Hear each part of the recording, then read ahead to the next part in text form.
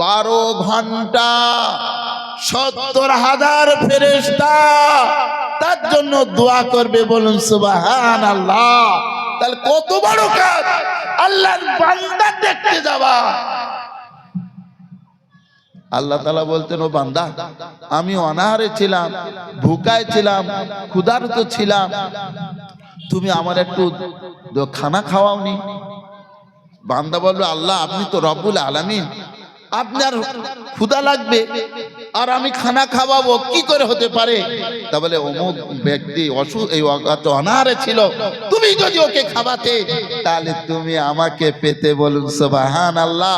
আমাকে তুমি খাওয়ানোর মানে হতো তাহলে এখানেও সেই গরিবদের এখানেও কি অন্ন দান করা হয়, তাহলে পুরো হাদিস বুখারী শরীফের হাদিস প্রতি এখানে আমল হচ্ছে। বলুন সুবহানাল্লাহ। আল্লাহ বলবে, বান্দা আমি পিপাসায় ছিলাম, তুমি আমার একটু পানি পান করাও না। এই হাদিসের অঙ্গ বলে দিচ্ছি। তা বললে, আল্লাহ তুমি রব্বুল আলামিন, তোমার আবার পিপাসা হবে আর আমি পান করাবো? তা বলে, বান্দা অমুক ব্যক্তি পিপাসায় ছিল, তুমি যদি পান করাতে তাহলে আমাকে পান করানোর সমান হতো। বলুন সুবহানাল্লাহ। আল্লাহ রাসূল বলেন, লা ইয়ারহামুল্লাহ মান লা ইয়ারহামুন নাস। যে মানুষের প্রতি দয়া করে না, আল্লাহ তার প্রতি দয়া করে না। সুবহানাল্লাহ। যে ভালো হয় তার ছোটবেলা থেকে একটা গুণ থাকে, দেখলে বোঝা যায়। যারা ওই পাট চাষ করে, আমরা ছোটবেলায় দেখেছি এক জায়গা 4-5টা পাট খুব লম্বা আর অন্য পাটগুলো ছোট ছোট। তো চাষির মনে হয় যদি ওই রকম পাটগুলো হতো, কেন ওখানে গোবরের তাল পড়েছিল, তাই ওখানে দানা পড়ে বেড়েছে। তো ওই রকম যে ভালো হয় তার ছোটবেলা থেকে আমল থাকে, যে মানুষের প্রতি তার দয়া থাকে, তার রহম থাকে, তার শিক্ষার দাম দেয়, এরকম মানুষ দেখলে চেনা যায়। তো মানুষের প্রতি যে দয়া করে না, রহম করে না, আল্লাহ তার প্রতি দয়া করেন, রহম করে না। আমি গ্রামের মোড়ল, এবার আমরা তাকে ভোট দিয়েছি, দিয়ে বড় করেছি। এইবারে কোনো কারণে যদি সে মানুষের প্রতি জুলম অত্যাচার করে, আল্লাহ তাআলা তার নামাজ, রোজা, ইবাদত, বন্দেগী কিচ্ছু কবুল করবে না। আমি মসজিদের মোতাওয়াল্লি, সেক্রেটারি, সেখানে নামাজি ব্যক্তি যায়, মুয়াজ্জিন থাকে, ইমাম থাকে, তাদের সঙ্গে যদি অন্যায় করে, অবিচার করে, জুলম অত্যাচার করে, নামাজের পরে যখন সে দোয়া করবে, আল্লাহ তুমি আমার অমুক দমুক দাও, it will be not accepted, এ কোনোদিন কবুল হবে না। আমি মাদ্রাসার শিক্ষক, স্কুলের শিক্ষক, যদি আমি অন্যায় ভাবে কোন ছেলেকে যদি বেশি মারি, এটা জুলম হবে। জেনে রাখবেন যে আল্লাহর বান্দার প্রতি জুলম করার জন্য তার নামাজ, রোজা, ইবাদত, বন্দেগী কিচ্ছু কবুল হবে না। আল্লাহ রাসূল বলেন, লা ইয়াহিল্লু লিল মুসলিমিন আইয়াদুরাকাহু ফাওকা সালাসাতি আইয়াম। কোন মুসলমান আপসের মধ্যে নিজেদের মধ্যে ঝগড়া করে 3 দিনের বেশি যদি কথা বন্ধ রাখে, তার হারাম হবে আর তার নামাজ, রোজা, ইবাদত, বন্দেগী কবুল হবে না। 3 দিন কেন টাইম দিয়েছে? রক্ত মাংসের শরীর, রাগ থাকতে পারে, কিন্তু আল্লাহ তাআলা 3 দিন টাইম দিয়েছে। বান্দা তুমি 3 দিনের মধ্যে মিট মিলাপ করে নাও, আর যদি না করো জেনে রেখে দিও তোমার নামাজ, রোজা, ইবাদত, বন্দেগী কবুল হবে না। আমি ধনী লোক, তুই গরিব লোক, তোর সঙ্গে আবার কি মিট মিলাপ? জেনে রেখে দেবেন তার আখিরাত বরবাদ হয়ে যাবে। আমার বাপ মরে গেছে, আমি 8টা-10টা গরু জবাই করে খাওয়া দিচ্ছি। আহা, বড় লোক 4 চাকা করে আসছে, আমি ঘৃণা করছি না, সম্মান সবার করতে হবে। তবে আমরা কি করি সেটাই বলছি। ভাই এসছে, তাড়াতাড়ি বসতে দাও, এসিটা চালু করে দাও, ফ্রিজের পানি দাও, শরবত দাও, ভালো। কিন্তু একটা খোঁড়া ফকির, গরিব, ছেঁড়া জামা, সে লাঠি নিয়ে খোঁড়ে আসছে, গেটের কাছে এসেছে। গেটম্যান বলছে, কি ব্যাপার? সে বলতে পারে না, গালে হাত দিয়ে বলছে, 2টো খাবো। আমার বাপ জান্নাতে চলে যাবে। পৃথিবীর সব থেকে কবি, বড় কবি হযরতে ফার্সি কবি হচ্ছে শেখ সাদী রহমাতুল্লাহ আলাইহি। ওনার ওরকম দাওয়াত হয়েছে, ছেঁড়া জামা কাপড়, তা গেটের কাছে গিয়েছে, গেটম্যান বলছে কোথায়? তাহলে আমার দাওয়াত আছে। তা বলছে না, তোমার দাওয়াত হতে পারে না। তারপরে একটা ভালো জামা কাপড় চেয়ে নিয়েছে, পরে আর দেওয়া লেগে এইবারে সবাই খাচ্ছে, আর উনি ঝোল নিয়ে গোশ নিয়ে জামার পকেট এখানে সেখানে সারে জামায় লাগাচ্ছে। বলে আরে কি পাগল রে, তুই খাস নে? তাহলে আমার দাওয়াত হয়নি তো, আমার দাওয়াত হয়নি, দাওয়াত হয়েছে জামার। জেনে রাখবেন, যদি আপনি গরিবের সঙ্গে ভালো ব্যবহার করেন, মনে করেন সবাইকে দেব, গরিবকে পারেন তা আলাদা বসান, আর ওই ধনী লোকদের তাদেরও সম্মান করেন, ভাড়াটে ক্যাটারার দিয়ে খাওয়ান, আর আপনি আপনার সন্তান ওই গরিবের পাতে দুটো ভাত তুলে দেবেন, ওরা জীবনে আপনার অবদান ভুলবে না, এসান ভুলবে না। যদি রিক্সাওয়ালা হয়, রাত 1টা 2টো যখনই যাবেন, ভাই আমার একটু যেতে, হাজি সাহেব এক্ষুনি সে রেডি হয়ে যাবে। যদি 4 জন সাওয়ারি বসে থাকে আর হাজি সাহেব যদি যায়, একজনকে নামিয়ে দেবে। আপনার একজন নামের না তো আমার গাড়ি যাবে না, হাজি সাহেবের নিয়ে যাবো। কি জন্য? ওই জোর প্রতি অবদান রেখেছে, সেই জন্য বলুন সুবহানাল্লাহ। তাই আল্লাহ রাসূল বলেন, লা ইয়ারহামুল্লাহ মান লা ইয়ারহামুন নাস, যে মানুষের সঙ্গে ভালো ব্যবহার করে না, আল্লাহ তার প্রতি ভালো ব্যবহার করে না। তা আল্লাহর সঙ্গে ভালো ব্যবহার করে আল্লাহ অসুস্থ হবে নাকি? হ্যাঁ, আল্লাহ রাসূল বলেন, ইরহাম মান ফিল আরদি ইয়ারহামুকা মান ফিস সামা, তুমি জমিনওয়ালাদের প্রতি রহম করো, আসমানওয়ালা তোমার প্রতি দয়া করবে। বলুন সুবহানাল্লাহ। আপনার ব্যবসা চলে না, আপনার আইন কামে, আপনি গরিবের কাছে যাবেন, কিছু দেবেন, আর বলবেন যে ভাই তুমি আমার জন্য একটু দোয়া করো, আমার এই জলকার অসুবিধে, এই ব্যবসার অসুবিধে, এই দোয়া করার জন্য, রহম করার জন্য আল্লাহ আপনার প্রতি রহম করবে ইনশাআল্লাহ। বলুন সুবহানাল্লাহ। একটা ঘটনা লিখেছেন আশরাফ আলী থানভী রহমাতুল্লাহ আলাইহি, মানে কিতাবের ভিতরে বিশাল বড় বিখ্যাত একজন পণ্ডিত ছিলেন। গুজরাটের একটা ঘটনা সংক্ষেপে বলছি। একটা মিল মালিক ছিল, যত জামা কাপড় পরে আছে আমরা সব কিন্তু গুজরাটি মিলের, আমাদের পশ্চিমবাংলায় মিল নেই। তো সে মিল মালিক, কাপড়ের মিল মালিক, কোটি কোটি টাকার মালিক, হাজার হাজার কর্মচারী কাজ করে। দুপুরবেলা খাচ্ছে, একটা ফকির এসে দরজার কড়া নাড়া দিয়েছে, বলছে मैं भूखा हूँ, अल्लाह के वास्ते मुझे खाना दो, मुझे कुछ खाने के लिए दो। আমি মানে ভুকা, আমি অনাহারে আছি, আল্লাহর জন্য কিছু আমাকে দেন। 3-4 বার যখন বলেছে, ওই কোটিপতি তার সহ্য হয়নি, গিয়ে গলা ধাক্কা দিয়েছে আর মুখ চুবড়ে পড়ে গেছে। আল্লাহর এই ব্যাপার পছন্দ হয়নি।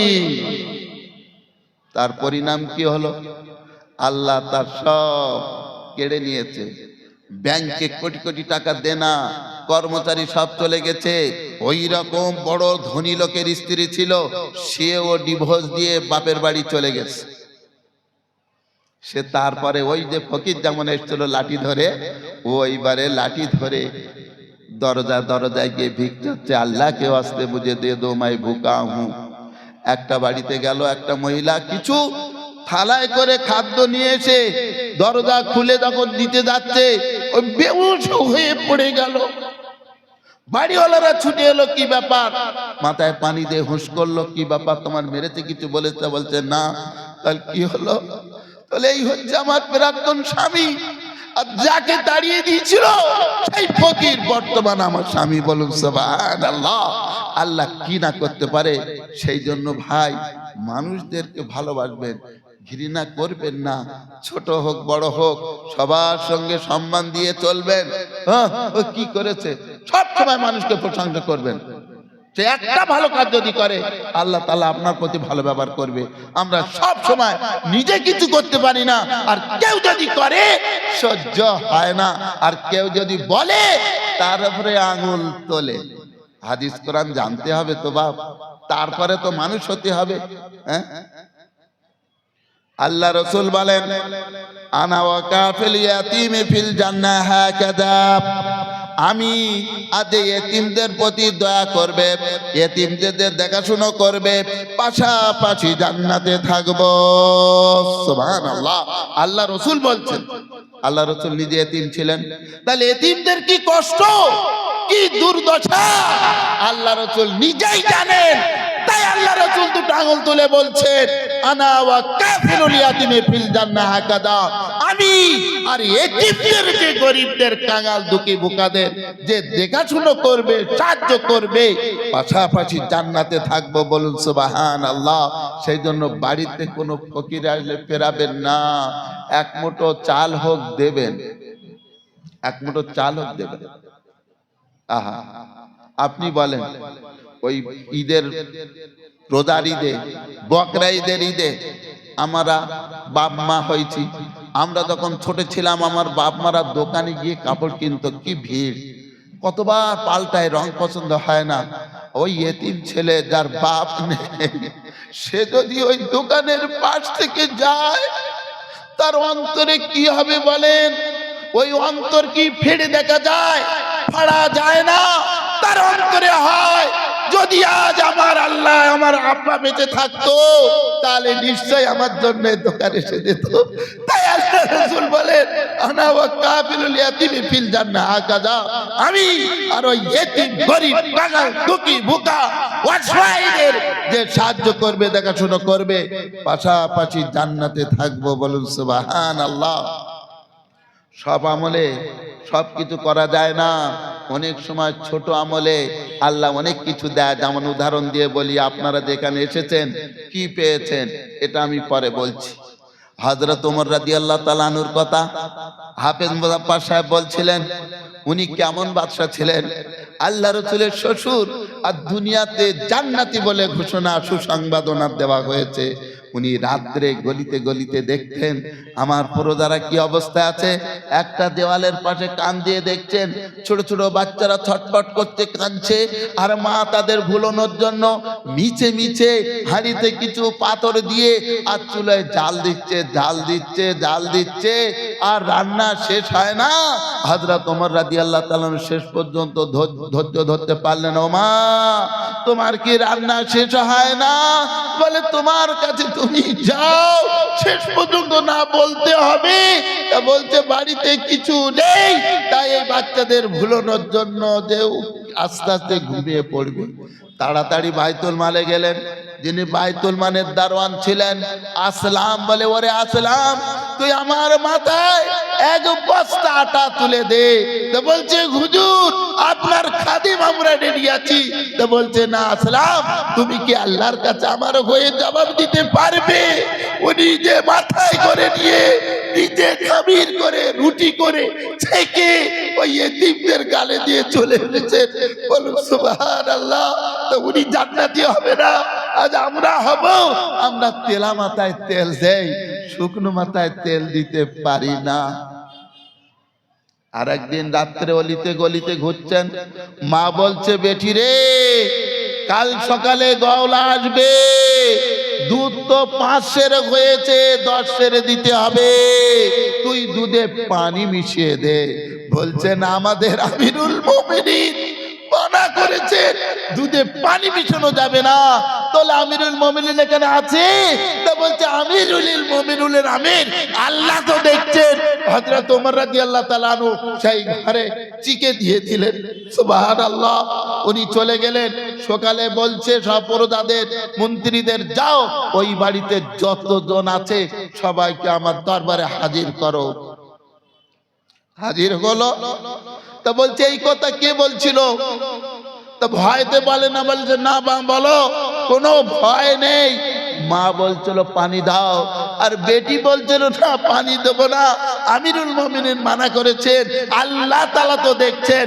ওনার নিজের ছেলের সঙ্গে সেই গরিব, এতিম, কাঙাল, দুঃখী, ভুকা, অনাথ বৌমা করলেন। বলুন সুবহানাল্লাহ। যিনি আমিরুল মুমিনিন, বাদশাহ, কি দেখেছেন উনি? উনি ওই দিন দেখেছেন। তাই আল্লাহ রাসূল বলেন, তুনকাউল মারাতুল আরবা, 4টে কারণে মেয়েদের বিয়ে হয়। একটা হচ্ছে লেমালেহা, তার মালদারি দেখে, বলে হাসাবিহা, তার বংশ দেখে, ওয়া জামালিহা, তার সৌন্দর্য দেখে, ওয়ালে দীনেহা, আল্লাহ রাসূল বলেন ফাজফার বিযাতিদ দ্বীন। 4টে কারণ। তার বংশ দেখে, তার মাল দেখে, সৌন্দর্য দেখে, চতুর্থ হলো দিন ধর্ম দেখে। আল্লাহ রাসূল বলছেন তোমরা দিন দেখে তোমরা বিয়ে করো, তাহলে তোমরা কামিয়াব হয়ে যাবে। এই হাদিসের বিরুদ্ধে মোল্লা আলী কারি রহমাতুল্লাহ আলাইহি কি লিখেছেন? কেউ যদি মাল দেখে বিয়ে করে, খোদার কসম সে গরিব হবেই। কেউ যদি সম্মানের জন্য বিয়ে করে, খোদার কসম তার অসম্মান হবে। কেউ যদি সুন্দরী দেখে বিয়ে করে, খোদার কসম তার মুখে অসৌন্দর্যের কিছু পক্ষ হয়ে বিকৃতি হয়ে যাবে। আর কেউ যদি আগে দিনটা দেখে, তার সাথে সাথে যদি এগুলো দেখে, আল্লাহ তাআলা তার সবগুলো দেবে। বলুন সুবহানাল্লাহ। উনি তো জান্নাতি। ওই গরিব, এতিম, কাঙাল, দুঃখী, ভুকা, ওই অনাথ, তার কিচ্ছু নেই। ওই এতিম গরিবকে নিজের বৌমা করেছে। পৃথিবীতে কোনো মিসাল আছে? নজির আছে? আর একদিন উনি অলিতে গলিতে ঘুরছেন, একটা মা প্রসব বেদনায় ছটফট করছে, সেখানে আর কোনো মহিলা নেই, ওনার স্বামী ছাড়া একটা পুরুষ। উনি ছুটে গিয়ে নিজের স্ত্রীকে ডেকে এনেছে, বলে চলো, তোমার মতো একটা মুসলমানা বোন, ও তোমার আছে প্রসব বেদনায় ছটফট করছে, তাড়াতাড়ি চলো। নিজের স্ত্রীকে নিয়ে দায়ের কাঁধে দিয়েছে প্রসবের জন্য। কোন পৃথিবীতে দলিল আছে যে বাদশাহ নিজের স্ত্রীকে দায়ীর হিসাবে পেশ করবে? বলুন সুবহানাল্লাহ। যে মানুষের প্রতি দয়া করে না, আল্লাহ তার প্রতি দয়া করে না। হক কথা। আমার পূর্বের অনেক কথা বলেছেন হক, সেইগুলো আমি একটু খুলে বলি। হক কথা যদি বলি আমার শত্রু হবেই। আল্লাহ রসুলের থেকে বড় কেউ নয়। আল্লাহ রসুল 40 বছর বয়স পর্যন্ত আমিন সাদেক ছিলেন। আব্দুল্লাহ, মোহাম্মদ ইবনে আব্দুল্লাহ, তখন রসুলুল্লাহ হয়নি, সবাই ভালোবাসতো। যেই 40 বছর হয়ে গেল, মোহাম্মদ ইবনে আব্দুল্লাহ, রসুলুল্লাহ যেই বলেছে আল্লাহকে এক মানো ধর্মের কথা যখন বলতে লাগলো, সবাই শত্রু, ওনার বংশের লোক, নিজের চাচা ভাই সব শত্রু হয়ে গেল। এত শত্রু হলো নিজের বাড়ি ঘর ছেড়ে চলে যেতে হচ্ছে। আল্লাহ রাসূল সাল্লাল্লাহু আলাইহি সাল্লাম যাচ্ছেন আর ফিরে ফিরে দেখছেন, ও মক্কা, তোমার আমি ভালোবাসি। যদি আল্লাহর হুকুম না হতো আর আমার গোত্র বংশ যদি আমাকে না তাড়াতো, তোমার ছেড়ে আমি যেতাম না। কখন তাড়িয়েছে? যেই ধর্মের কথা বলেছে। আমিও তো শত্রু, আমিও যখন আমার বিবি বাল বাচ্চা শত্রু হবে, পাড়া প্রতিবেশীর শত্রু হবে, যখন আমি ধর্মের কথা বলবো, হক কথা বলবো। আর আল্লাহ রসুলকে যারা ভালোবেসেছিল কেমন, শুধু বললে কষ্ট হয়, করা তো দূরের কথা। আমি একা একজন সাহাবী, তার বংশে একা মুসলমান হয়েছে। আহা। আর বিবি বাল বাচ্চা, জমিন জায়দাদ, ঘর বাড়ি, অর্থবিত্ত সব ছেড়ে দিয়ে আপনি যেতে পারবেন? আল্লাহ রসুলের সঙ্গে চলে যাচ্ছেন। তাহলে কেমন আল্লাহ রসুলকে ভালোবাসতেন? আপনি অর্থবিত্ত, ঘর বাড়ি, বিবি, স্ত্রীর সন্তান, আত্মীয় স্বজন সব ছেড়ে চলে যেতে পারবেন? পারবেন না। আল্লাহ রসুলের সঙ্গে চলে গেলেন। আহা, তার কত কষ্ট। আবু জান্দাল রাদিয়াল্লাহু তাআলা আনহু সুলহ হুদায়বিয়া যখন হচ্ছিল, যে কিরকম চাপিয়ে সংক্ষেপে বলছি, আরব থেকে যারা মুসলমানের মদিনা যাবে ফেরত দিতে হবে, আর মদিনার থেকে যারা মক্কায় কাফেরে আসবে ফেরত দেব না। সাহাবারা মানতে চায়নি। তা হযরতে আল্লাহ রাসূল বললেন, জোর করে আল্লাহ রাসূল সই করে দিলেন। তখন আবু জান্দাল রাদিয়াল্লাহু তাআলা 2 পা ছেকল বাঁধা ছিল, হাজির হয়ে গেছে। ওনার আব্বা সোহেল সেখানে আছে। তখন আল্লাহ রাসূল বলছেন, এখন তো ফয়সালা হয়নি, এখন তো সন্ধি চুক্তি হয়নি, আবু জান্দালকে আমাদের সঙ্গে দেওয়া হোক। সোহেল বলল, তাহলে কোনো সন্ধি হবে না, আপনারা যে 1,500 মতো এসেছেন, কেউ আর ফেরত যেতে পারবে না। আল্লাহ রসুল মেনে নিলেন। তখন সে আবু জান্দাল রাদিয়াল্লাহু তাআলা আনহু বলছেন, ইয়া রাসূলুল্লাহ, আমাকে ফেরত দিচ্ছেন? কাঁদতে কাঁদতে চলে যাচ্ছে। কিছুদিন পরে ওই আবু জান্দাল রাদিয়াল্লাহু তাআলা আনহু পালিয়ে চলে গেলেন। শর্ত ছিল, দুজন কাফের মক্কা থেকে গিয়ে মদিনার থেকে আল্লাহ রসুলকে বললেন, সেই সাহাবী, ইয়া রাসূলুল্লাহ, আপনি তো একবার ওয়াদা পুরো করেছেন। তা বলছেন, না, ওয়াদা পুরো করিনি, তোমার যেতেই হবে। দুজন ধরে নিয়ে চলে আসছে। কেমন হবে? রাস্তার মধ্যে এসে খেজুর খাচ্ছে, আর সেই সাহাবী আবু জান্দাল রাদিয়াল্লাহু তাআলা বলতেন, আপনার তলোয়ারটা তো খুব, তলোয়ারের প্রশংসা করলে ওরা ফুলে ফেঁপে যেত, কেন তলোয়ার দিয়ে তখন সবকিছু ফায়সালা হতো। তো বলছে, হ্যাঁ আমার তলোয়ার, আমি অনেক তাদরবা করেছি, অনেক কিছু এতে আমি প্রমাণ করেছি, অনেক কিছু পেয়েছি, তাহলে একটু দেখবো। আরে নি, আমাকে একটু দেখতে দেন। তাহলে হ্যাঁ দেখো, নিয়ে এক তাকে মেরেছে, সঙ্গে সঙ্গে কাতে পড়ে গেল। আর একজন ছিল ছুটে মদিনায় গিয়েছে, হুজুর আল্লাহ রাসূল বলছে কোনো ভয় দেখেছে, সঙ্গে সঙ্গে আবু জান্দাল রাদিয়াল্লাহু তাআলা গেলেন। তা বলতে, তুমি আবার জিহাদের আগুন জ্বালাচ্ছ? বলতে, ইয়া রাসূলুল্লাহ আপনি তো একবার ফেরত দিয়েছেন, আল্লাহ আমাকে ফেরত এনেছে। তা বলতে উনি বুঝতে পারলেন যে আল্লাহ রাসূল আবার ফেরত দেবে, চলে গেলেন ওখান থেকে শামের রাস্তায়। আল্লাহ, ওখানে আবার যে আছে ওইভাবে যায়। এখানে আমি বলতে চাচ্ছি যে কিভাবে আল্লাহ রাসূল সাল্লাল্লাহু আলাইহি ওয়াসাল্লাম সাহাবীরা দ্বীন প্রচার করেছে, দ্বীন প্রচার করেছে।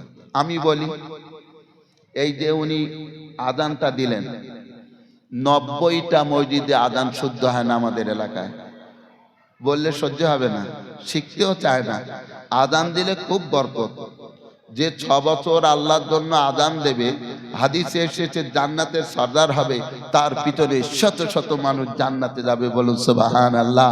তবে আযানটা তো শুদ্ধ দেওয়া লাগবে নাকি? হ্যাঁ, আশহাদু আল্লাহ, আশহাদু আশহাদু আল্লাহ, ঘোড়ার ডিম হবে। খারাপ কথা বলছি, শত্রু তো হয়েই আছে। আশহাদু, আ তালবসা আশ, হয়াকারে হা, দাল দাল আছে দহে শুধু আশহাদু। এইটা বলতে পারে না, এইটা শিখতে পারে না। দুনিয়া 16 আনার জায়গা 18 আনা করে, আর সারা জীবন আযান দিচ্ছে। বললে তার হিংসা হয়, শিখতে চায় না। আরে তোর বন্ধু, সে তো তোর তো ভালোভাবে শিখিয়ে দিচ্ছিল, তো জান্নাতি আমল শেখাচ্ছিল, তার তোর পছন্দ হয় না। পুরো চলেন এখান থেকে, সব 2-1টা মসজিদ ছাড়া সব মসজিদের আযান শুদ্ধ নেই। এই হক কথা বলছি। আল্লাহ রাসূল তাড়া খেয়েছেন, এর আমি তো আল্লাহ রাসূলের ওয়ারিস। আলেমরা কি? আল উলামা ওয়ারাসাতুল আম্বিয়া, নবীরা হচ্ছে, এই আলেমরা হচ্ছে নবীর ওয়ারিস। তার মানে কি? আমরা তো রোজ শুনি, শোনেন, বাপ মা মরে গেলে সন্তান ওয়ারিস হয়, আর নবী মরে গেলে আলেম ওয়ারিস হয়। এর মানে হচ্ছে আলেমরা নবীর রুহানি সন্তান। বশির হুজুর রহমাতুল্লাহ আলাইহি লিখেছেন, কেউ যদি বিনা অন্যায় কোন আলেমকে অসম্মান করে, সে বেঈমান কাফের হয়ে মরতে পারে।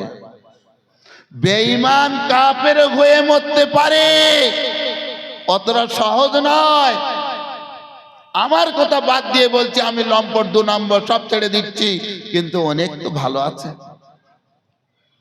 আমরা কি দেখি, খুব খারাপ কথা বলবো, হক কথা বললি জানি শত্রু হবে, কিচ্ছু জানি না আমরা।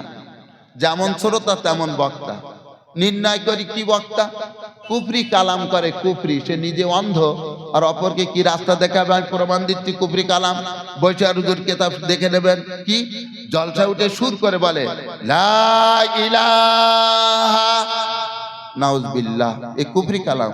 কোনো আল্লাহ নেই, বাক্য অসম্পূর্ণ, সেন্টেন্স ইনকমপ্লিট। ইল্লাল্লাহ বলতে হবে, তারপরে কোনো আল্লাহ নেই, আল্লাহ ছাড়া, এই পর্যন্ত বলছে, বলে চুপ করে আছে। আর শ্রোতারা ইল্লাল্লাহ বলতে, ওরও হয়নি এরও হয়নি, এইসবগুলো আনি।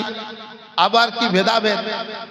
শোনেন, আলেম কোনোদিন আপনার ডোবাবে না, কিন্তু জামা টুপি দেখে আর সুদ দেখে আনবেন না কোনোদিন। আমরা দুনিয়ায় যখন অসুস্থ হই, তখন বড় বড় ডাক্তার নির্ণয় করি লোকের কাছে শুনে, আর ধর্মের বলে আমরা কিচ্ছু জানিনি, বলে কুফরি কালাম করবে, তাকে নিয়ে চলে আসবো। এও হিসাব দিতে হবে, এরও হিসাব দিতে হবে। একটু আযানটা দিতে পারবো না? আমার পূর্বে হাফেজ সাহেব, মোজাফফর সাহেব, কবি কি সুন্দর আযানটা দিল, আশহাদু আল্লা ইলাহা ইল্লাল্লাহ, আশহাদু। এটা একটা বলতে পারে না, 90টা মসজিদে আযান ঠিক হয় না।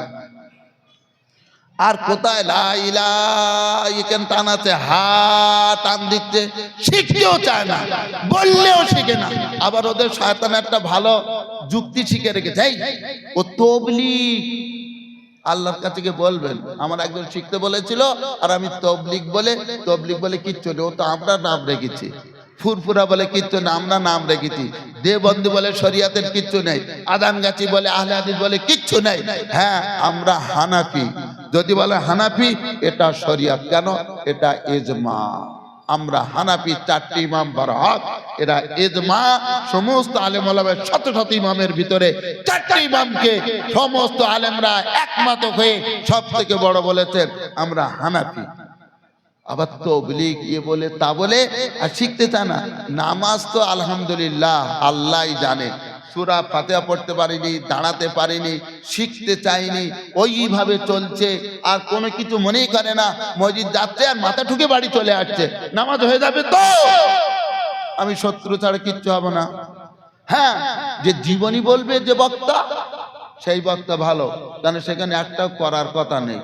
একজনের জীবনী বলে চলে গেল, কি সুন্দর জলসা করেছে, কেন সেখানে নামাজ পড়ার কথা বলিনি তো, ওযু করার কথা বলিনি, শুদ্ধ করার কথা বলিনি, যাকাত দেওয়ার কথা বলিনি, সুদ খাওয়া আরাম বলিনি, না বললি তো খুব ভালো। নবী তাড়া খেয়েছে, ওই যতদিন উনি 40 বছর বয়স ছিল কেউ ওনাকে খারাপ বলিনি। আর যেই বলেছে এক আল্লাহর ইবাদত করো আর নামাজ পড়ো, ফরজ গোসল করো, তখন এই নবী তাড়া খেয়েছে। ফরজ গোসলের কথা আমি বলছি। আল্লাহ রাসূল বলেন লা তাদখুলুল মালায়েকাতু বাইতান ফিহি কালবুন আও সূরাতুন আও জুনুবুন, ওই বাড়িতে রহমতের ফেরেশতা প্রবেশ করে না। আজকে শিখেলাম, নামাজ হচ্ছে না, কিন্তু আপনি মনে করছেন আমি খুব নামাজ পড়ছি, আমি চোখলারা দেখতে পাচ্ছে নামাজ হচ্ছে না। আপনি বলবেন আপনি জানেন আল্লাহ জানেন, হ্যাঁ আমি তো রাসূল বলে দিয়েছেন, আল্লাহ তো বলেই দিয়েছেন যে এইভাবে পড়লে নামাজ হবে না। আর অনেকজন আমার তর্ক করে আমার নামাজ হয়নি, তুমি জানো? আল্লাহ জানে, সেই আল্লাহ তো আমার বলে দিয়েছে আলেমদেরকে, নবী তো বলে দিয়েছে হাদিস কোরআনে নামাজ হবে না। কিভাবে? মশলা আগে হাদিসটা পড়ি, ওই বাড়িতে রহমতের ফেরেশতা প্রবেশ করে না। রহমতের ফেরেশতা কি পরে বলছি, যে বাড়িতে জীবের ফটো আছে, কুকুর আছে, আর নারী পুরুষ যাদের ফরজ গোসল হয়েছে গোসল করে না, ওইভাবে সূর্য উঠে যায়, সে বাড়িতে রহমতের ফেরেশতা প্রবেশ করে না। পৃথিবীর সব জীব জন্তু মাটি তার জন্য বদদোয়া করে, সেই নাপাক অবস্থায় বাড়িতে গাড়িতে ব্যবসায় যেখানে যাবে সেখানেও বরকত হবে না। রহমতের ফেরেশতা মানে বলে দেয় যে দারিদ্রকে দূর করে মালদারিকে আনে, যে অসুস্থতা দূর করে সুস্থতা আনে, যে অশান্তিকে দূর করে অশান্তিকে দূর করে শান্তি আনে। মোট কথা দুনিয়াতে বাঁচতে গেলে যা প্রয়োজন ওই হচ্ছে রহমতের ফেরেশতা। আপনি বললেন না এলো বয়ে গেল, ওই রহমতের ফেরেশতা একজন বলছে আহা আমার এই বউটা এসে না খুব কুলক্ষণী হচ্ছে, আগে ভালোই চলছিল, ছেলে বিয়ে দেওয়ার পর আর চলে না। কথা 100% ঠিক। কি জন্য হচ্ছে? আমরা গরু ছাগলের মতো। কেন? স্বামী স্ত্রী যখন এক জায়গা, আমার ছেলের বিয়ে দিচ্ছে, বৌমা এসছে, তারা এক জায়গা শোবে তো, শুলে তো মিলন হবে, তো গোসল ফরজ হবে। এইবার গোসল ফরজ, কে গোসল করে না, ওইবার শুয়ে রয়েছে। আর শাশুড়ি কি সোনার শাশুড়ি, কিচ্ছু বলে না, সুর করে বলছে বৌমা উঠেছো। এবার আপনি বলেন পান্তার হাঁড়ি, ভাতের হাঁড়ি, তরকারি হাঁড়ি, চালের বস্তা হাত দেবে কি করেছে? সে বিসমিল্লাহ তো পড়তে পারবে না। গরু ছাগলে তো এইভাবে খাওয়ায়। আমরা বাচ্চাগুলো মানুষ করেছি, আমি আমার স্ত্রী শেখাইনি, আর স্ত্রী তার ছেলেপুলেদের, মেয়ে তার বৌমাকে শেখায় না। পুরুষদের না, পুরুষ যেখান থেকে চিনে নেবে শুনে নেন। আমার মেয়ের মাধ্যমিকে উঠে 10 ক্লাস, তাহলে তো মাসিক হয়, মাসিক বন্ধ হলে গোসল ফরজ হয়। 20 হাতে বলতে 20টা আঙুলে নেল পালিশ, সমুদ্রে ডুবে তাহলে ফরজ গোসল হবে? মাও শেখায় না, কেউ শেখায় না। ওইভাবে যাচ্ছে, আরো নিজের মতো গা ধুয়ে চলে যাচ্ছে, ফরজ গোসল আদা হয় না। সে বাড়িতে রহমতের ফেরেশতা প্রবেশ করবে না। শাদি ঘর আবাদি, শাদি ঘর বরবাদি। শাদি ঘর আবাদি মানে ঘরের উন্নতি হবে কখন? যদি আমার বৌমা আমার ছেলে ফরজ গোসল করে। আর ঘর বরবাদি কখন হবে? যখন সে ফরজ গোসল করে না। আর আমি যদি বলি, আপনারা যেই বলবেন সেই আপনি ছেলেপিলের কাছে, আপনার বিবির কাছে আপনি শত্রু হবেন। কেন? আবার নামাজ পড়তে বলে আব্বা, আমাদের আর ফরজ গোসল করতে বলে আব্বা। আল্লাহ রাসূল তো ওনার চাচারাও তো তাড়িয়েছিলেন নাকি, ওনার সব ভাইরাও তো তাড়িয়েছিলেন, সবাই তো শত্রু হয়ে গেল। এই দ্বীনের কথা যখন বলবেন তার সব শত্রু হবে। আর এইটা আলহামদুলিল্লাহ তার জন্য খুশির সংবাদ। আর গোসলটা কি করে করতে হবে? গোসল যদি না করেন আপনার নামাজ হবে না। বেশিরভাগ মানুষের ফরজ গোসল হয় না। বলে দেই, আমি যে কাপড় পরে রয়েছি কলে বসে গোসল করি, যদি আপনার ওই কাপড়টা খুলে দেওয়া লাগবে। না দিলে আপনি তো পরে 3 বার নিগড়লে হবে না। আপনি বলতেন আমি গরিব মানুষ, তা আপনি টিউবওয়েলে গোসল করেন, একটু ঢেকে ঢুকে নেন, না তো রাতের অন্ধকারে গোসল করেন, করে কোমর থেকে কাপড়টা ছেড়ে দেবেন। 2 তলা আমার বাড়ি, একটু গোসলখানা করতে পারিনি। ওইভাবে পুরুষ মানুষের তো কাপড় অল্প, আর মহিলাদের নাকে ছেঁদা, কানে ছেঁদা, 1 হাত 1.5 হাত চুল, শাড়ি, চুড়ি, ব্লাউজ, ছায়া, ওইভাবে একটুখানি শালিক পাকের মতো পানি দিয়ে, আর এখনো পাক হয়নি, আর ওইভাবে সারা ঘর ঘুরছে, আর একটা কাপড়ে সেটা নেবে, সব জায়গায় নাপাক পানি ছড়াচ্ছে। সে কাপড়টা পাক আছে কি আল্লাহ জানে, আর ওই আবার ভিজে কাপড়ের ওপরে সাদা ওই শুকনো কাপড়টা পরবে, সেও গেল। ভালো করে শোনেন, ওই কাপড় ছেড়ে দিয়ে আবার মেয়েদের জন্য নাকে কিছু পরে থাকতে হবে, আপ ডাউন করতে হবে, কানে কিছু পরে থাকতে হবে, আপ ডাউন করতে হবে, নাকে ফুল পানি দেবো, গড়গড়া করব, শরীরে কোনো জায়গা যেন বাদ না থাকে, কোমর থেকে তো বেশি নাপাক হয়, ওখান থেকে আমি কাপড় ছেড়ে দিয়ে ভালো করে গোসল করব, ইতমিনান হয়ে যান। আপনি বলছেন ইয়া আবার বিয়াদবির কথা বলছে, নবীরা ন্যাংট হয়ে গা ধুয়েছে। তাহলে একটা বুখারী শরীফের হাদিস বলি, মুসা আলাইহিস সালামের উম্মতেরা এত বড় বদমাশ ছিল, ওরা একসঙ্গে গা ধুতো, নারী পুরুষ সব ন্যাংটো হয়ে আর একে অপরের দিকে দেখতো। নবী পারবে? নবী তো আখলাকের শীর্ষস্থানে হয়, চূড়ায় হয় আখলাকের, নবী কোনোদিন পারে না, উনি আলাদা গোসল করে। তা সব বলছে যা ওই মুসা না আমাদের সঙ্গে গা ধোয় না, কেন জানিস? ওর কোড়ল আছে, বড় অন্ডকোষ, যার কারণে ও গা ধোয় না। এবার আল্লাহ বলছে, আল্লাহ এই যদি নবীর যদি এই দোষ দেয় তাহলে কেউ তো মানবে না। তা সেই জন্য আল্লাহ পরিষ্কার করার জন্য মুসা আলাইহিস সালাম নদীর পাড়ে পাথরের উপরে কাপড় লেগে আর উলঙ্গ হয়ে নদীতে নেমেছে, আর গোসল করে সেই কাপড় নেবে, আর সেই পাথর মেরেছে ছুট কাপড় নিয়ে, উনি পিছন পিছন যাচ্ছে, সাবি হাজার এই পাথর আমার কাপড় দে, আমার কাপড় দে। দাঁড়াবি তা দাঁড়া। ওই চায়ের দোকানের মতো উদাহরণ দিয়ে বলছি, অনেক লোক আছে যে চায়ের দোকানে আবার টেলিভিশন আছে, কত লোক হয় সেখানে গিয়ে দাঁড়িয়ে সব লোক দেখে না তো সুপুরুষ রে। এর থেকে বুখারী শরীফের হাদিস কি বোঝা গেল? নবীরা পর্যন্ত আইয়ুব আলাইহিস সালাম উলঙ্গ হয়ে গা ধুচ্ছিলেন, আল্লাহ তাআলা সোনার পঙ্গপাল দিয়েছে, উনি তাড়াতাড়ি কাপড় ধরছে, বলছে আইয়ুব তোকে আমি তো গরিব রাখিনি। তা বলছে আল্লাহ তোমার বরকতের থেকে তো আমি বেমহতাজ নয়, তোমার বরকতের আমি মুখোপেক্ষী। উনি উলঙ্গ হয়ে গোসল করছিলেন। ওই গোসলখানার ভিতরে পর্দার ভিতরে কাপড় খুললে ওটা উলঙ্গ বলা হয় না, ভালোভাবে গোসল করতে হবে, না তো ওই নামাজ হয় না। ওই কাপড় ওই কাপড়ে গামছা পরে এলে নাউজুবিল্লাহ, সে কাপড়টা সেইভাবে ভিজে 3 বার ধোয়া হয়নি, 3 বার না ধুলে বুঝতে পারছেন তো। আপনি কল ঘিরে রাখেন, অন্ধকারে গোসল করেন, পুকুরে হলে তো সম্ভব, আমি কোমরের থেকে উপর পর্যন্ত পানিতে ডুবে আছি, কাপড় নিয়ে ভালো করে ধুলাম। আপনি বলতেন আমি গরিব মানুষ, কলে ধুন, আর একটা পেপার দিয়ে ঘেরেন, আর মগে করে, আর একটা বালতির পানি নিয়ে ওর ভিতরে গিয়ে কোমর থেকে ভালো করে ধুয়ে ফেলেন, তারপর তো আপনার গোসল হবে। আল্লাহ রাসূল কি বলেন? আত-তুহুরু শাতরুল ঈমান, পাক পবিত্র ঈমানের অর্ধেক। কেউ পাক হয়নি, এখানে তো ফেল। এইবারে নামাজ পড়ছি, সূরা কিরাত শিখতে চাইনি, সব করে ওইভাবে নামাজ পড়ছি। ওই বুড়ো পাড়ায় তবু ঈশার পরে নামাজে কোরআন শেখায়, আর ওই সময় বলছে যে ওই সময় লোক আর হয় না, কেন শেখাবে? শয়তান বলছে এই তোর বয়স হয়ে গেছে তখন শিখবি। আল্লাহর কাছে অহংকার করছে, নাউজুবিল্লাহ। আল্লাহ রাসূল বলেন যার অন্তরে শস্য পরিমাণ অহংকার আছে সে কোনোদিন জান্নাতে যেতে পারবে না। কিসের অহংকার? আমি জানি না আল্লাহর কাছে যাব, আমি আল্লাহর কালামুল্লাহ পড়বো, তাও আমার অহংকার, নাউজুবিল্লাহ। তার জীবনের নাজাতের জরিয়া হবে, তার নামাজ হয় না। নামাজের সম্বন্ধে হাদিস একটাই বলি, বেশি লম্বা চড়া বলবো না।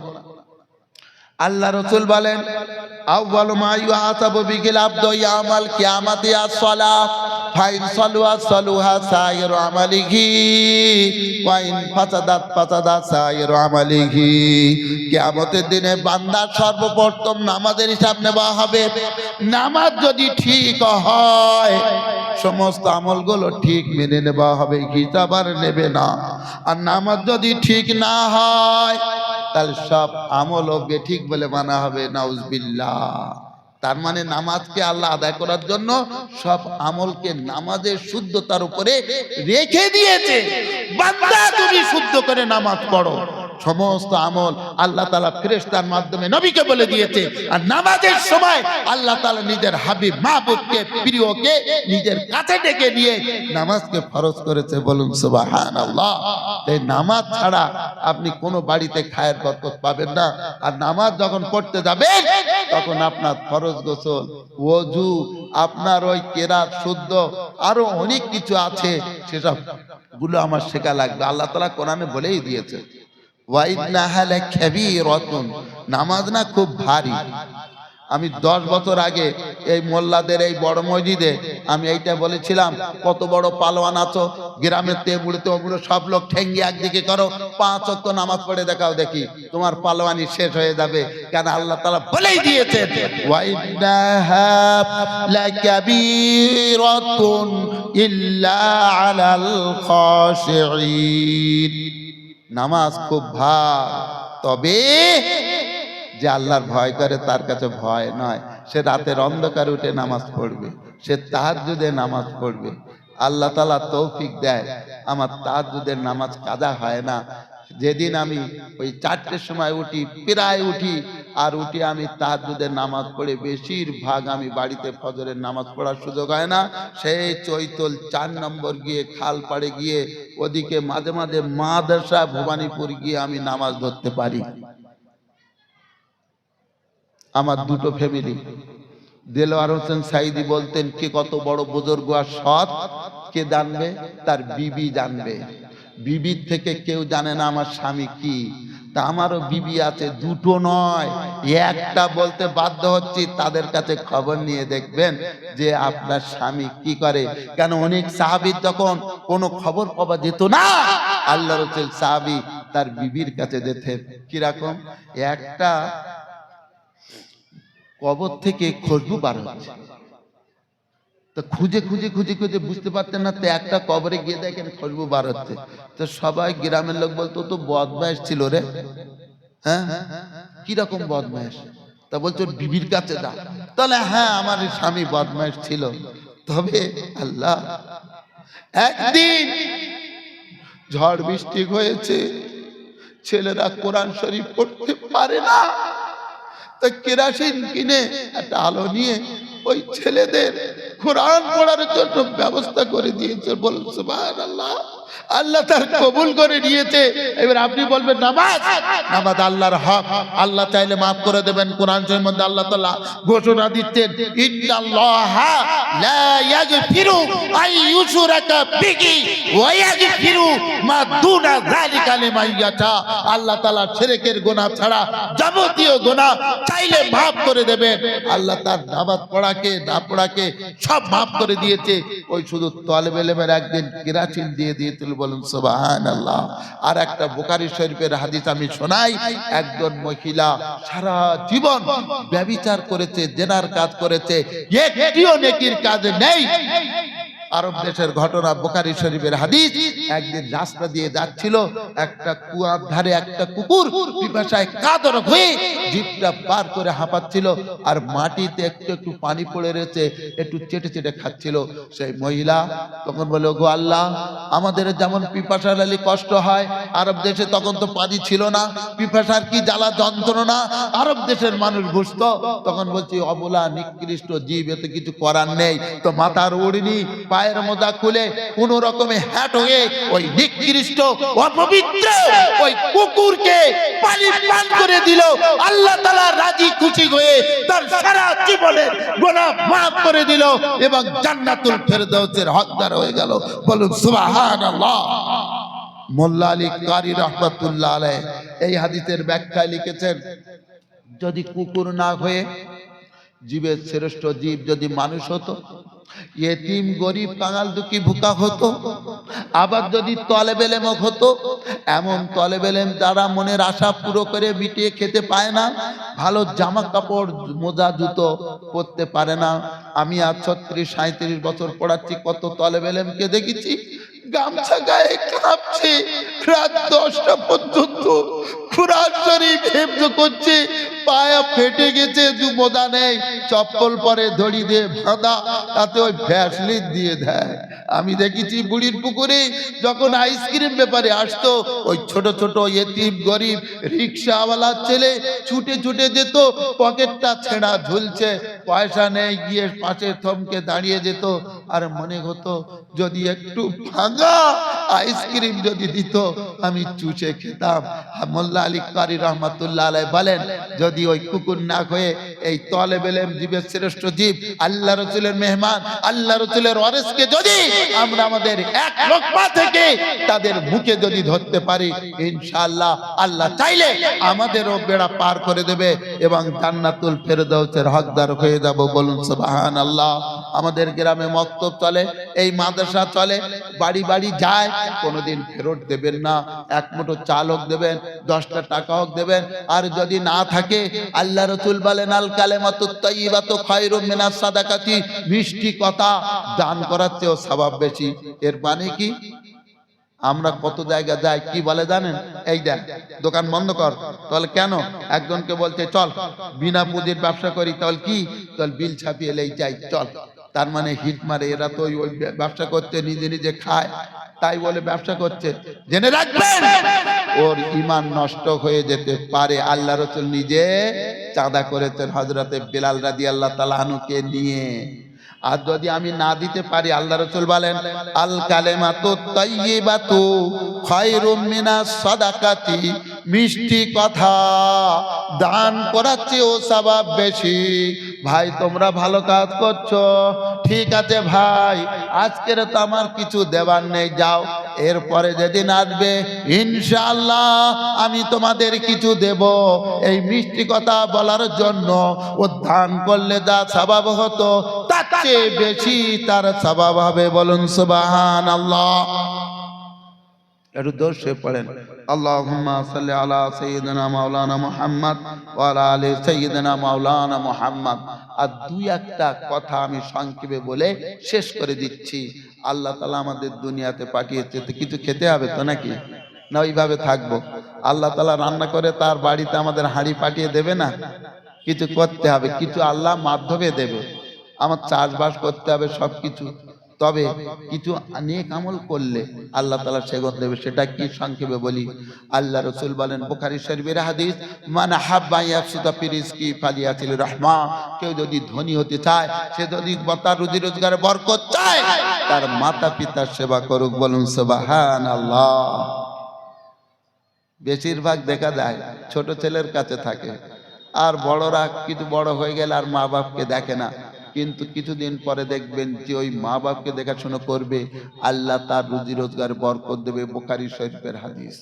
তাহলে আমার রুজি রোজগারের বরকতের জন্য হাদিস এসেছে, কোন গুনার শাস্তি আল্লাহ তাআলা দুনিয়াতে দেয় না, একমাত্র যে মা বাপের কষ্ট দেবে তার শাস্তি আল্লাহ তাআলা দুনিয়াতে দেখিয়ে দেবে। কি?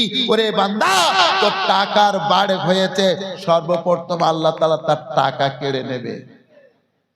আপনার যদি ব্যবসা বাণিজ্যের একটু অসুবিধা হয়, তা আপনি বাবার কাছে যাবেন, মার কাছে যাবেন, কিছু ফল ফুল নিয়ে, আব্বা তো আমি খাওয়াই, তবে একটু বাড়তি করে দে, আব্বা আমার ব্যবসাটা ভালো চলছে না, তুমি একটু দোয়া করে দাও।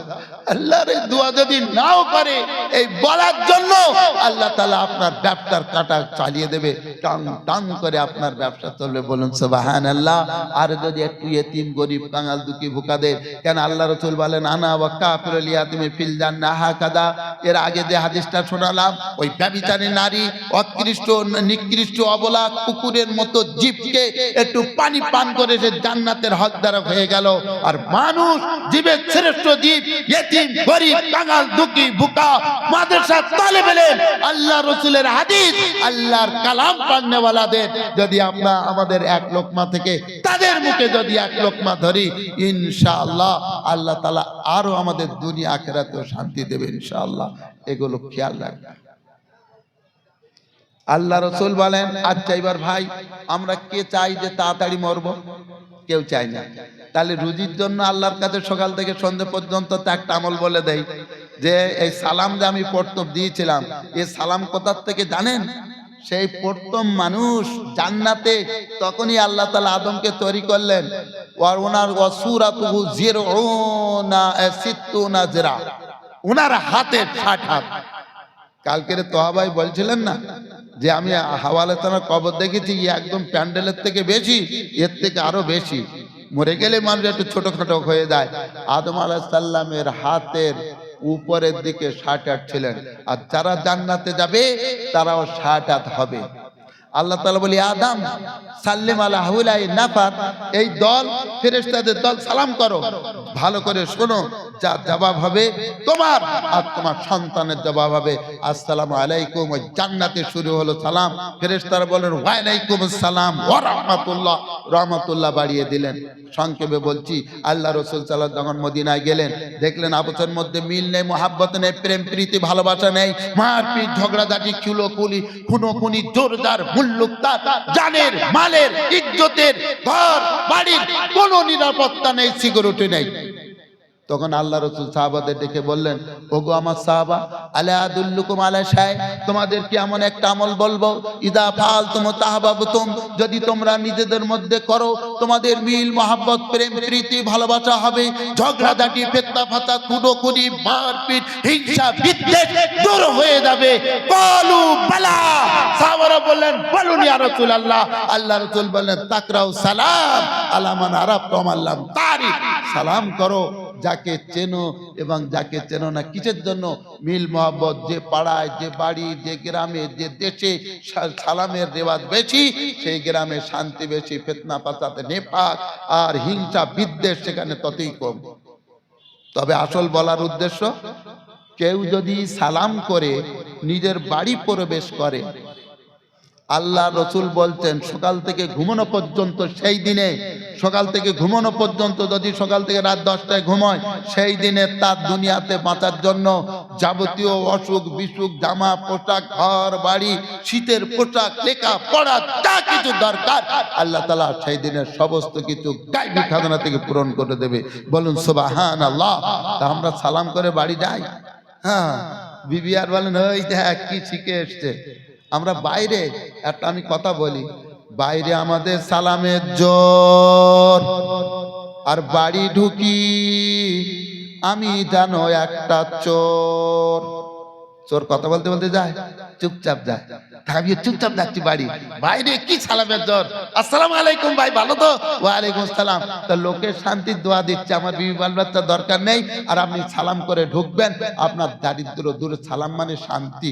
হ্যাঁ, আমি সালাম করে ঢুকেছি, তা আমার বাড়িতে ওই বর্ষাকালে চুয়ে চুয়ে পানি পড়ছে, জামা কাপড় লেপ তোষক বই খাতা সব ভিজে যাচ্ছে। বাড়ি অসুখ ছাড়ায় না, আপনার দুর্ভিক্ষা ছাড়ায় না, বাড়ি আওয়া বনাটন ছাড়ায় না। আপনি সালাম করে ঢুকবেন, সর্বাঙ্গীন শান্তি, যা কিছু আপনার অসুবিধে সব আল্লাহ গায়বী খাজানা থেকে পূরণ করে দেবে। কিন্তু আমরা সালামটা তাও জানি না। হায় আফসোস।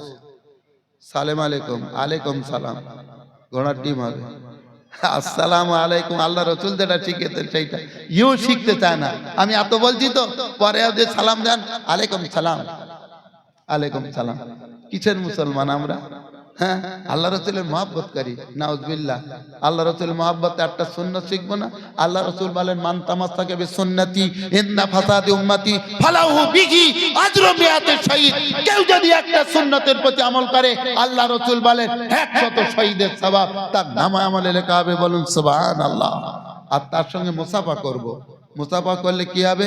বুখারী শরীফের হাদিস, উবায়ের হাত ছেড়ে দেওয়ার পূর্বে, উবায়ের হাত ছেড়ে দেওয়ার পূর্বে সারা জীবনের গুনাহ সাগীরা মাফ হয়ে যাবে। বলুন সুবহানাল্লাহ। তার মুসাফার এত বরকত। কালেমা, আহারে সত্যি কথা বলছি আমি, আমার দাদি ওই জাহাঙ্গীর কাকা কুতু কাকার মা যখন মরে যায়, আমি কি আসরের পরে করে কালেমা শোনাবো, আর ওখানে অনেক মহিলারা থাকবে, গোল ভর্তি, শব্দ খারাপ বলছি, খারাপ লাগবে বলে আমি চলে গেলে একটু কালেমা পড়ে দিও। আমার বড় স্ত্রী সূরা ইয়াসিন পড়তো, কালেমা শরীফ পড়তো, সবকিছু ও তো শিখিয়েছে আমি। আর এই এত মানুষ এত বসে থাকবে, কারোর মুখ থেকে একটা কথা বেরোবে না, শামুকের মুখ এটে রয়েছে, আর গল্প গুজব আহ উ ই সব করতেছে, একবার কালেমা বেরোয় না। আল্লাহ রসুল বলেন, লাকিনু মাউতাকুম লা ইলাহা ইল্লাল্লাহ, তোমাদের মৃত্যুর করিব মানুষ যখন মৃত্যু নিকটে হবে কালেমা তানকিল করো, পড়তে বলো না, কেন সেই সময় এত কষ্ট হয়। সে যদি বলে পড়বো না কাফের হয়ে যাবে, শুধু শোনাতে হবে। আল্লাহ রাসূল বলেন মান কানা আখিরু কালামিহি লা ইলাহা ইল্লাল্লাহ দাখালাল জান্নাহ, যার শেষ কথা লা ইলাহা ইল্লাল্লাহ হবে সে জান্নাতে যাবে। বলুন সুবহানাল্লাহ। এই এখানে সব বছর রয়েছে, খারাপ মনে করবেন না, কালেমা শুদ্ধ পড়তে পারিনি। আর একজন মানুষ মরে গেলে দাওয়াত করবে, হুঁচড়ে পড়ে যাব। কালেমা লা ইলাহা ইল্লাল্লাহ কি কোথায় বলবে শিখতেও চায় না। আর মুসলমানের ছেলে জয়গ্রামের স্কুলে 80% পড়ে, ওই গেট ছুটি হবে, গেটের সময় দাঁড়াবো দুজন, আর জিজ্ঞেস করবো মুসলমান নাম বলে কালেমা পড়তো, 80টা ছেলে পড়তে পারবে না। কি জন্য পড়বে? হ্যাঁ, গরু ছাগল দুধ দিয়ে মানুষ করেছে, আমরাও মানুষ করি, কালেমা পর্যন্ত পড়তে পারিনি। ওই মাদ্রাসার ছেলেদের কাছে জিজ্ঞেস করে লাগ, ওরা কি সুন্দর কালেমা পড়বে, ওদেরই দাওয়াত করবেন। আর যারা কিচ্ছু পারে না ওদের কি জন্যই দাওয়াত করবো? খাওয়ানোর জন্য? মশলাটা বলে দেয়, ভালো করে শোনেন। আমাদের দুনিয়ার ব্যবসা 16 আনার জায়গা 18 আনা জানি, আর এই আখিরাতের ব্যবসা জানি না। আমার বাপ মরে গেছে, যদি খাওয়ানা দেয় লোকে আমার কি বলবে?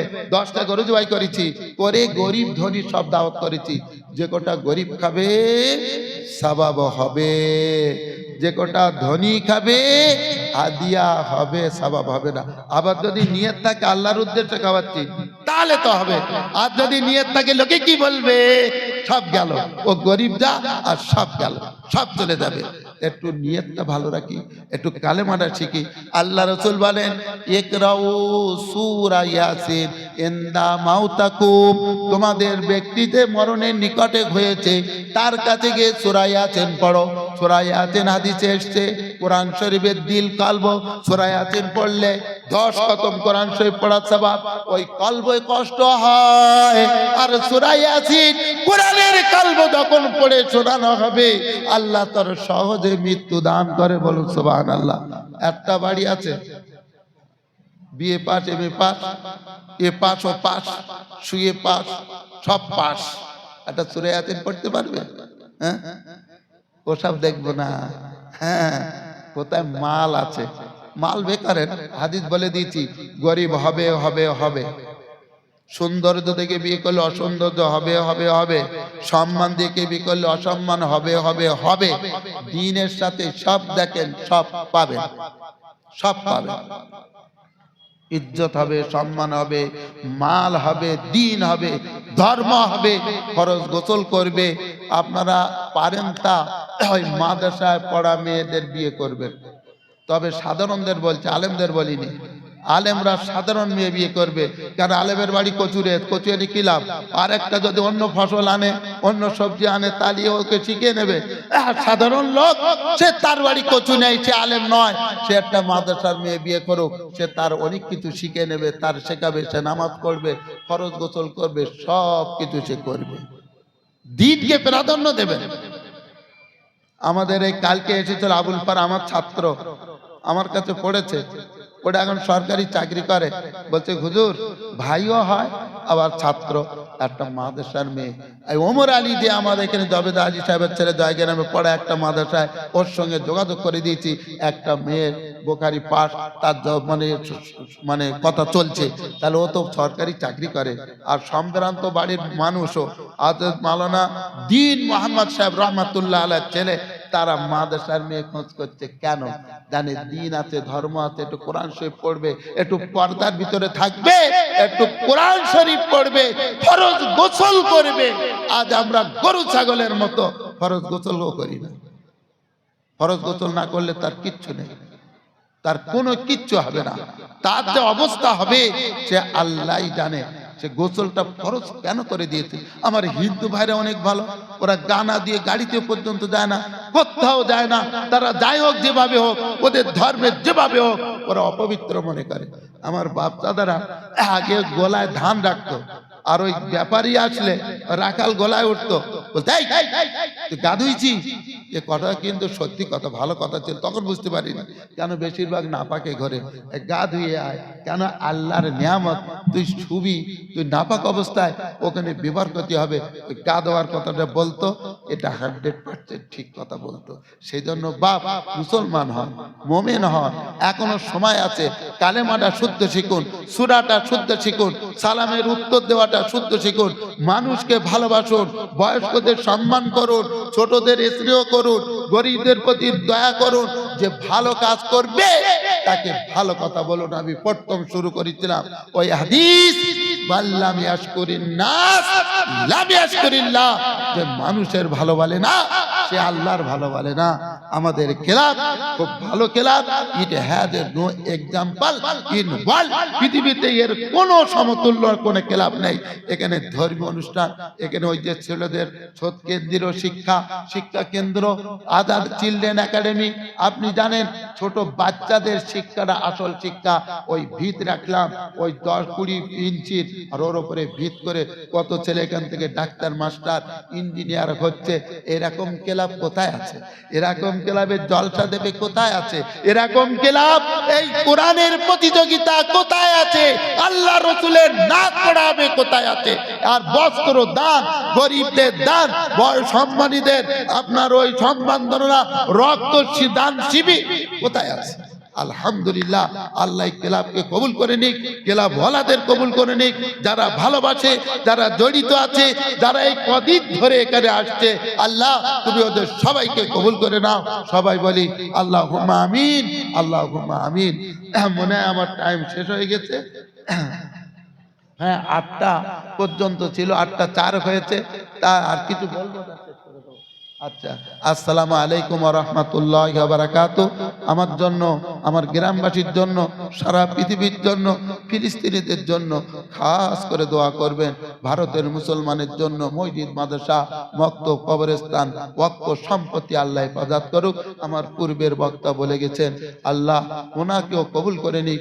আর এই যিনি যা বলেছেন আমরা সবাই দোয়া করি, আল্লাহ আমাদের ওয়াকফ সম্পত্তিকে আল্লাহ তুমি গায়বী খাজানা থেকে মদত করে তুমি হেফাজত করো। আর যারা শত্রুতা করছে আল্লাহ তুমি মুখ থুবড়ে ফেলে দাও, ওদের পদচ্যুত করে দাও, ওদের অর্থনৈতিক কাঠামো দুর্বল করে দাও, তোর আপসের মধ্যে মত বিরোধ করে দাও, ওদের শক্তি তাকত কুয়াতকে তোড় ফোড় আর তুমি নিষ্ক্রিয় করে দাও। সবাই বলে আল্লাহুম্মা আমিন, আল্লাহুম্মা আমিন। এই বলে আমি শেষ করছি। আসসালামু আলাইকুম ওয়া রাহমাতুল্লাহ।